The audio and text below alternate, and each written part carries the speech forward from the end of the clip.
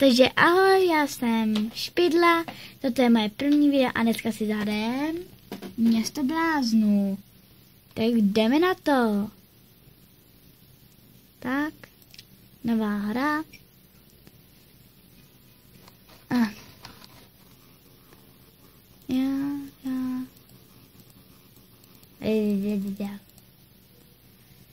On říkal, že máme jít jakoby do tunelu, já už jsem si to četla. A máme prostě si zbalit a že tam nějaký mimoženšťany tam přistali, ale starosta tam nechce o ním mluvit a říkal, že jakoby neřekl takový blbosti. A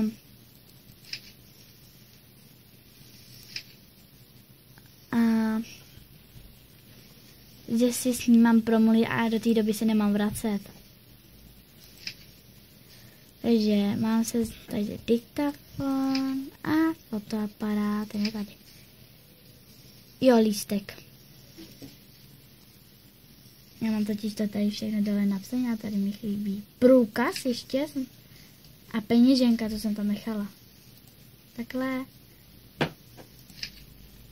A když tak mám pěkný kecky.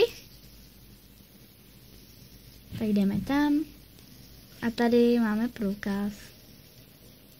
Máme to. A teď pojedeme.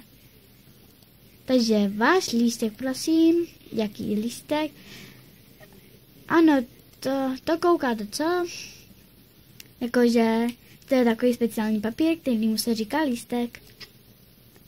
Tady je lístek. V pořádku, nastoupte. A teď jedeme. To se mi líč, jak netřese kamera, to se třese, jakoby, že jedu vlakem. Pustý, ty lidi. Jsem zvědavá, jak vypadám podle mě já jsem novinář. Tam psali něco a takového. Jakoby tam něco za žvejku, tam ta paní na mě furt civí a tam ten pán kouká do mého okna. Tak. A teď to přijde. Už to bude. Krajina. Vlak. Brzdíme. Ale v tunelu nejsme. Zavírám oči. Jsem ospala. No, já jsem ten kluk, takže ospalej. A jsem se napiju. Je to, no už budem v tunelu, myslím si.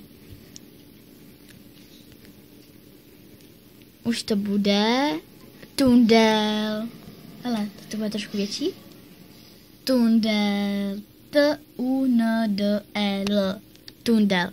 Ups. Svítí. Takže už vidím svoji ručičku. To je jaký asi ožralej chlap.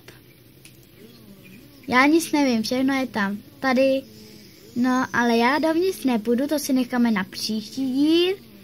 To bude tak 5minutové kvůli, že se mi to často vypíná, takže já jsem to nahrála asi 5krát. A slyšíte ten hlas? To je prostě blázen. A ta rtěnka. No. A to je asi pro tento díl všechno. Doufám, že se vám to líbilo. Když tak odběr, like, komentář zanechte třeba. A když tak v popisku videa vám dám svůj Instagram a ahoj!